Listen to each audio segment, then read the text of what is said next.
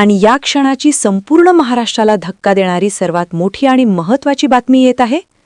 अखेर दादांचा खरा गुन्हेगार सापडला.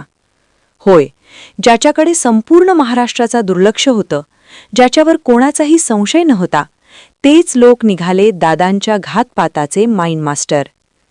अखेर तपासी यंत्रणेने आत्ताच नाव जाहीर करत पुराव्यासगट दाखवलं की कसा यांनी सगळा दादांचा घात घडवून आणला. हे सगळं बघितल्यानंतर अक्षरशः तुमच्या पायाखालची जमीन सरकणार आहेत आणि अख्ख्या महाराष्ट्रामध्ये संतापाची लाट निर्माण होणार आहेत. त्यामुळे तुम्हाला एक काम करायचंय, जे पण काय आहे ते पूर्ण शेवटपर्यंत बघायचं.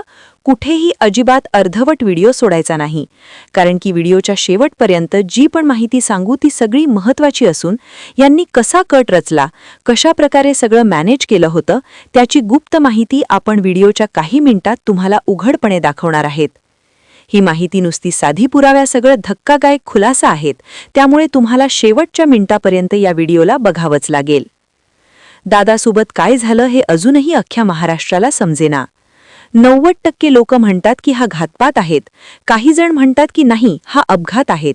नेमका महाराष्ट्राच्या जनतेपासून जे सत्य लपवण्यात आलं तेच मी या व्हिडिओत तुम्हाला दाखवणार आहेत. साधा सिंपल कारण सांगण्यात आलं की वैमानिकांची चूक झाली, त्यांचा निर्णय चुकला म्हणून दादांचा अपघात झाला. परंतु या वैमानिकांना कोणी सांगितलं होतं चूक करायला, कोणी सगळं मॅनेज केलं होतं, कोणी ते विमान आपटायला लावलं होतं, त्याची गुप्त माहितीच अखेर तपासी यंत्रणेच्या हाती लागले आहेत. तपासी यंत्रणेने या संपूर्ण घातपातामध्ये बारकाईने सखोल पुरावे गोळा करत करत या मुख्य आरोपीपर्यंत पोहोचले आहेत. आणि जे सत्य समोर आलं ते बघून अख्ख्या महाराष्ट्राला धक्काच बसला. कारण की दादांचा अपघात नसून हा घातपात आहेत हे या एकाच पुराव्यानं स्पष्टपणे उघड झालेला आहेत. तसाच यामध्ये मोठा नेता सहभागी आहेत, त्याची सुद्धा सगळी माहिती आत्ताच आपल्या हाती लागले असून ते सुद्धा आपण व्हिडिओत तुम्हाला पूर्णपणे सगळं दाखवणार आहेत.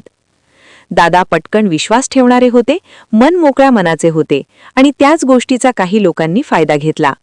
सगळ्यात मोठी गोष्ट लोकांना खटकली कुठे आणि त्यामुळे दादांचा घात केला, ती सुद्धा गोष्ट आपण तुम्हाला व्हिडिओतून पुढे सांगणार आहेत. त्यामुळे फक्त एक काम करायचं, हा पूर्ण शेवटपर्यंत व्हिडिओ बघायचा. अजिबात अर्धवट व्हिडिओ सोडू नका. पुढे जी मी व्हिडिओ दाखवणार ते खरोखर धक्कादायक आहेत. आपल्या दादांसोबत शेवटच्या मिनिटात काय झालं याचा सगळ्यात मोठा खुलासा करणारा ब्लॅक बॉक्स हा जळाला हे कारण सांगितलं. अरे पण इतका कठीण धातूचा बनलेला असतो, तो जळू शकत नाही. जर तो जळालेला असेल तर मग दादांसोबत काय झालं हे अख्ख्या महाराष्ट्रापासून शेवटपर्यंत लपलेलं राहील. कधीही सत्य समोर येणार नाही.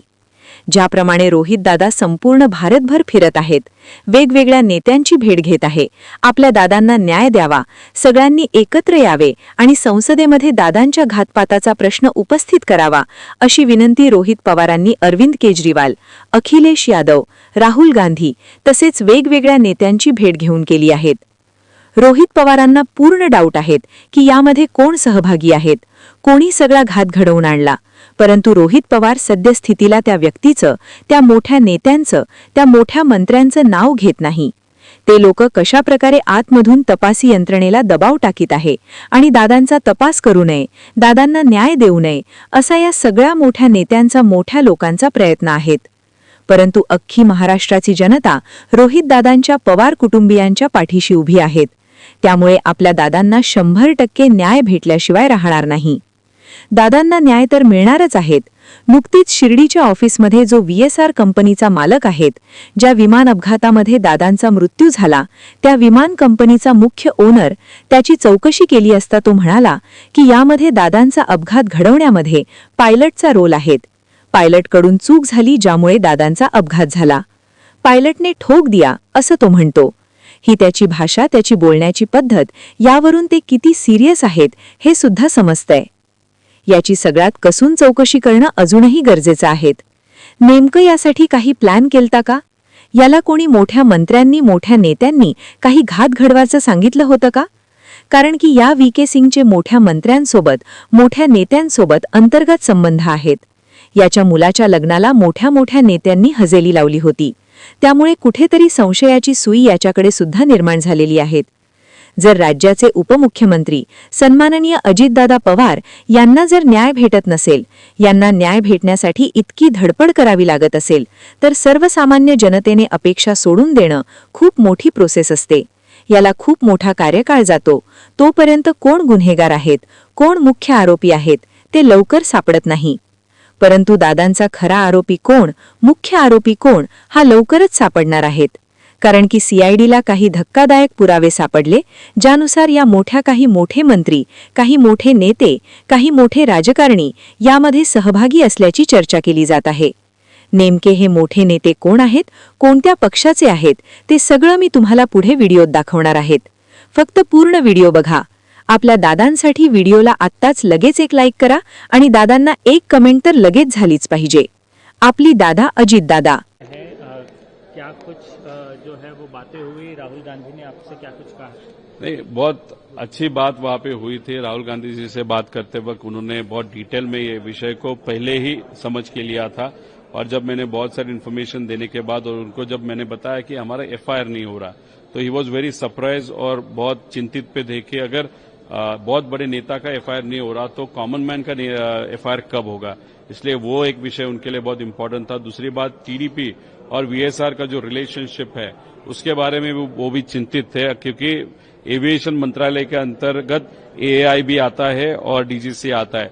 इन्वेस्टिगेशन अगर एआई भी कर रहा है और वो टीडीपी के मंत्री के अगर नीचे आ रहा है और टीडीपी का मंत्री और उनके जो नेता है उनका और वीएसआर का अगर बहुत नजीक का संबंध है तो वो न्याय कैसे दे पाएंगे, ये एक मुद्दा वहां पे आया. और सीबीआई के बारे में भी अभी तक सीबीआई ने ये इन्वेस्टिगेशन क्यों एक्सेप्ट नहीं किया, उसके बारे में भी उन्होंने कहा. और उनका कहना है कि उनका पक्ष वो खुद इस विषय के लिए न्याय देने के लिए वहां पे प्रयास करेंगे. उसी के साथ अगर आप देखो तो उन्होंने ये भी कहा कि एक मदद वो 2-3 दिन में करने वाले, जिसका फायदा इस इन्वेस्टिगेशन के लिए डेफिनेटली होगा. 2 दिन बाद आपके सामने वो क्या चीज है डेफिनेटली मैं बताऊंगा. क्या आपने सबूत सौंपे राहुल गांधी को, क्या कुछ अश्योर किया गया? नहीं, डेफिनेटली उनको भी मैंने सबूत वहां पे दिए. खरगे जी को सबूत दिए, अखिलेश जी को सबूत दिए, सीआईडी को दिए, महाराष्ट्र सीएम डीसीएम सबको सबूत दिए. हम जब भी मिलते हैं टू द पॉइंट वहां पे बात करने की कोशिश करते हैं. जो भी इन्फॉर्मेशन हमारे पास है वो इन्फॉर्मेशन उनके सामने हम रखते हैं. इसके अलावा आप सवाल निश्चित रूप से खड़े कर रहे हैं प्रफुल्ल पटेल पर भी. क्या संबंध है प्रफुल्ल पटेल के वीएसआर कंपनी से, और क्या इस पूरे कॉन्स्पिरेसी में क्या आप इशारा कर रहे हैं कि उनका हाथ है? नहीं, देखो, अगर आपके पास कुछ इन्फॉर्मेशन है, अगर वीके सिंह के बेटे रोहित सिंह के शादी के लिए आप और आपके बहुत एक पास वाले ओएसडी जो हुआ करते थे शर्मा, वो अगर आप दोनों जाते हो तो वहां पे कौन सा नेता आया, कौन सा बिजनेसमैन आया जो वीके सिंह को बचा सकता है या वीएसआर को आज बचा सकता है.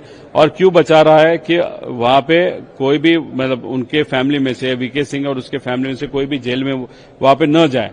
तो अगर आप उस पार्टी में थे कि आपको अंदाजा होगा कौन बचा रहा है, तो तब भी अगर आप बात नहीं कर रहे हो तो फिर आप लॉयल नेता मुझे अजित दादा के साथ लॉयल हो, ऐसे हम कैसे कह सकते हैं. इसलिए वहां पे उन्होंने लोगों के नाम लेना बहुत इंपॉर्टेंट है, लेकिन वो प्रेस कॉन्फ्रेंस के माध्यम से नाम लेंगे क्या, वो देखने की चीज है. इतना एग्रेसिवली आप